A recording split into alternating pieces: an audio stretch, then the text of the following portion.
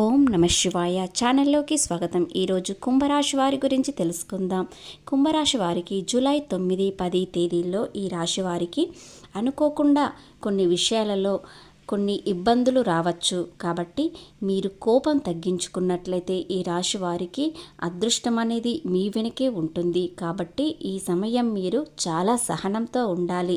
ముఖ్యంగా వీరితో బంధం అనేది కొంతమంది ముగిసిపోతుంది, మరికొంతమంది కొత్త పరిచయాలతో అనుబంధం అనేది పెరుగుతుంది. కాబట్టి పూర్తి గోచార ఫలితాలు తెలుసుకునే ముందు మా చిన్న రిక్వెస్ట్ ఏంటంటే, ఇంతకుముందు మా ఛానల్ని సబ్స్క్రైబ్ చేసుకొని వారు ఇప్పుడు సబ్స్క్రైబ్ చేసుకోండి. అలాగే గంట సింబల్ క్లిక్ చేయండి, లైక్ చేయండి, జై శ్రీరామ్ అని కామెంట్ చేయండి. శ్రీ సమ్మక్క సారక్క జ్యోతిష్యాలము. జ్యోతిష్యం చెప్పబడును. ముఖము చూసి లేదా చేయి చూసి ఫోన్ ద్వారా జాతకం చెప్పడం మా ప్రత్యేకత. గురూజీ లక్ష్మీ నరసింహరాజు గారు. వీరి యొక్క సెల్ నెంబర్ 9989446572. స్త్రీ పురుష వశీకరణ చేయబడును. వ్యాపారం, ఉద్యోగం, చదువు, పిల్లలలో జ్ఞాపక శక్తి తగ్గుట, రాజకీయం, ప్రేమ, పెళ్లి, సంతానం, భార్యాభర్తల మధ్య కలహాలు రావడం, కుటుంబ సమస్యలు, ఆరోగ్య సమస్యలు, ప్రమోషన్లు, విదేశీ ప్రయాణాలు, లక్ష్మీ శాంతి, మనశ్శాంతి, భూ వివాదానాలు, కోర్టు సమస్యలు, కళ్యాణ దోషం, చేతబడి నివారణ, నరదృష్టి, నాగదోషం, చెడు దోషాలకు ఎటువంటి సమస్యలకైనా యంత్రాలు ఇవ్వబడను. కాబట్టి నమ్మకంతో ఒక్కసారి కాల్ చేయండి, మీ సమస్యకు పరిష్కారం దొరుకుతుంది. కుంభరాశి రాశి చక్రంలో 11వ రాశి.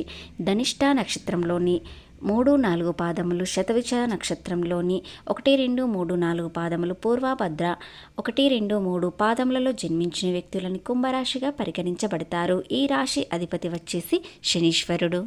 ఈ రాశివారు ఈ 2 రోజుల్లో కోపం అనేది చాలా తగ్గించుకోవాలి. ఎందుకంటే వీరిలో కోపం చాలా ఎక్కువగా అవుతుంది.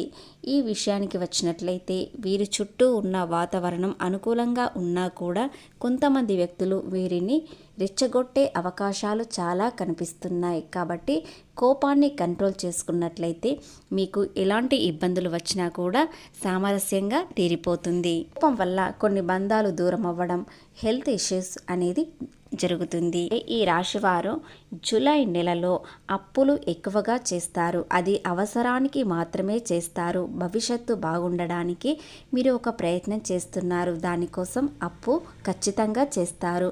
కానీ ఆ అప్పు త్వరగానే తీరిపోతుంది. మీరు మొండి పట్టుదలతో ఉంటారు. కాబట్టి ఆ పట్టుదల ఖచ్చితంగా మీ జీవితాన్ని సక్సెస్ చేస్తుంది. ఈ నెలలో మీకు కొన్ని ఇబ్బందులు రావచ్చు. ముఖ్యంగా ఈ 2 రోజుల్లో ఆర్థికంగా నష్టం రాకుండా కాస్త డబ్బు అనేది తక్కువగా కనిపిస్తుంది. చేతిలో అవసరానికి డబ్బు కనిపించకపోవచ్చు.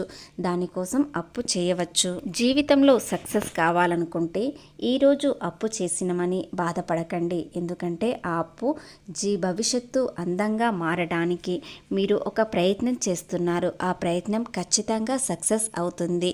మీరు భవిష్యత్తు బాగుండడానికి ఒక పెద్ద అవకాశం అనేది మీకు వస్తుంది. అవకాశం మీరు సద్వినియోగం చేసుకోవాలి. అది ఎంత కష్టమైనా సరే ఆ పనిని మీరు పూర్తి చేయడానికి ప్రయత్నించండి. పట్టుదలతో ఉన్నట్లయితే మీ భవిష్యత్తు చాలా అందంగా మారుతుంది. ఈ రోజుల్లో మీకు కష్టం అనిపించవచ్చు, కానీ మరో 2 రోజుల తర్వాత అది సంతోషంగా కూడా మారవచ్చు. ఈ రాశివారి వ్యక్తిత్వం చూసినట్లయితే ఏ పని చెప్పినా కూడా అది చాలా శ్రద్ధగా చేస్తారు, పూర్తి చేస్తారు. ముఖ్యంగా ఈ రాశి వారికి ఉన్నవి అనుకున్నట్లుగా కొన్ని రోజుల నుండి జరుగుతుంది. కానీ కొన్ని విషయాలు విడుపులు ఉండాలి. మీరు మొండితనంతో ఉండకండి.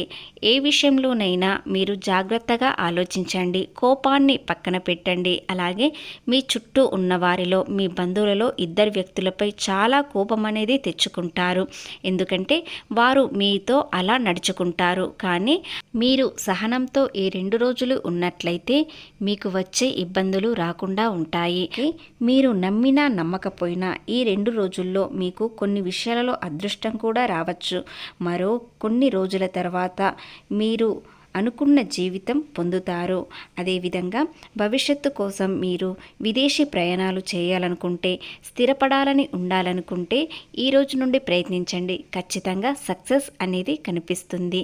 విదేశీ ప్రయాణాలు సక్సెస్ కావడంతో మీకు అనుకున్న విధంగా అక్కడ ఉద్యోగం దొరకవచ్చు. మీకు అనుకున్న విధంగా సాలరీ ఉండవచ్చు. కాబట్టి విదేశీ ప్రయాణాలు కుంభరాశి వారికి సక్సెస్ కనిపిస్తుంది. ఆర్థికంగా ఎదుగుదల ఉంటుంది. భవిష్యత్తు ఎంతో అందంగా మారుతుంది. కొన్ని విషయాలలో చాలా కష్టపడవచ్చు, కొన్ని విషయాలలో అవమానం పడవచ్చు. కానీ ఆ అవమానం మీ భవిష్యత్తుకు అందంగా మార్చడానికి మాత్రమే ఈ సమయం ఈ విధంగా ఉంటుంది. ఈ 2 రోజుల్లో మిశ్రమ ఫలితాలు ఉంటాయి. పని ఒత్తిడి వలన కొద్దిగా అలసట కలుగుతుంది. మీరు మాట్లాడేటప్పుడు కాస్త జాగ్రత్తగా ఉండాలి. కుటుంబంతో సమయం గడపడం వల్ల మనశ్శాంతి లభిస్తుంది. కీలకమైన నిర్ణయాలు తీసుకునే ముందు 1-2 సార్లు ఆలోచించడం మంచిది. పనిలో కొంత ఒత్తిడి ఉంటుంది. సహోద్యోగులతో కలిసి పని చేయడం వల్ల పనులు పూర్తి అవుతాయి. ఇక ఆరోగ్య విషయానికి వచ్చినట్లయితే ఆరోగ్యంపై శ్రద్ధ పెట్టాలి.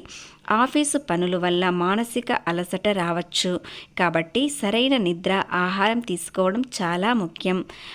ఖర్చులు అదుపులో ఉంచుకోవడం మంచిది. ఎందుకంటే ఈ సమయంలో మీరు అనవసర ఖర్చులు అనేవి ఎక్కువగా చేసే అవకాశాలు ఎక్కువగా కనిపిస్తున్నాయి. కుటుంబ సభ్యులతో ఎక్కువ సమయం గడపడానికి ప్రయత్నించినట్లయితే మీకున్న సమస్యలు కూడా కాస్త తగ్గుముఖం కావచ్చు. ఈ స్నేహితులను కలిసి కాస్త సమయాన్ని గడపండి, లేదా ఒక ఫోన్ కాల్ ద్వారా మీ పాత స్నేహితులకి కాల్ చేయండి.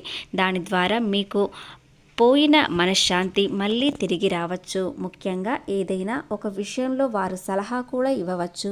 మీ భవిష్యత్తు అందంగా మారడానికి ఒక మార్గం అనేది దొరుకుతుంది. కాబట్టి ఈ రాశి వారికి పాత స్నేహితులతో అదృష్టం కూడా కలిసి వస్తుంది. మంచి సలహా వారు మీకు ఇస్తారు. దాని ద్వారా మీకు ఏ విధమైన అవకాశం వస్తుందో మీకే తెలియకుండానే చాలా ఆశ్చర్యపోతారు. వ్యాపారవేత్తలకు ఈ 2 రోజుల్లో లాభసాటిగా ఉన్నప్పటికీ వ్యక్తిగత నిర్ణయాలలో తడబాటు ఉంటుంది.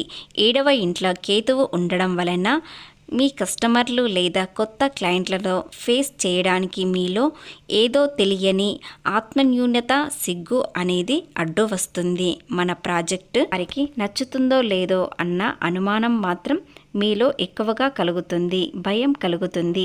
వ్యాపార ఒప్పందాలను వాయిదా వేసుకుంటారు. కాబట్టి కొన్ని విషయాలలో ఆలోచించి ఉద్యోగం కానీ వ్యాపారం కానీ ముందుకు వెళ్ళండి. మీ భాగస్వాములపై ఒక రకమైన అనుమానం కూడా రావచ్చు. కాబట్టి మీ భాగస్వాములు మీకు సరి అయిన వారా కాదా అని ఆలోచించండి. ఆర్థిక పరిస్థితి సంబంధించిన విషయాలలో ఈ రాశి వారికి రిలాక్స్గా ఉండే మాసం. ముఖ్యంగా ఈ 2 రోజుల్లో ధనాధిపతి అయిన గురువు ఉచ్చ స్థితిలో 6వ ఇంట్లో ఉండడం వల్ల మీ మీద ఉన్న అప్పుల భారం కాస్త తగ్గవచ్చు. అలాగే భవిష్యత్తు అందంగా మారడానికి కొన్ని విషయాలలో అప్పులు కూడా చేయవచ్చు. ఉద్యోగం, వ్యాపారం, ఆర్థిక పరిస్థితి అంతా అనుకూలంగా ఉన్నా మీరు చేయాల్సింది ఒకటే. ఈ రోజున కోపం అనేది చాలా తగ్గించుకోండి.